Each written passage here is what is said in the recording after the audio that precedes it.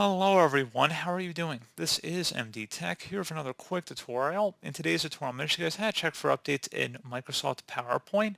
So this should hopefully be a pretty straightforward process here, guys. And without further ado, let's go ahead and jump right into it.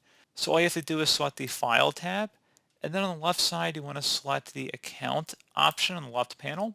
And then on the right side, next to Office Updates, you want to select the Update Options box and select where it says Update Now. Check for and apply updates for Office. Go ahead and select that.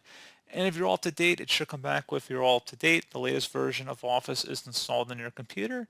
And if you weren't, it would go ahead and actually proceed to download and install the updates manually. So pretty straightforward process, guys.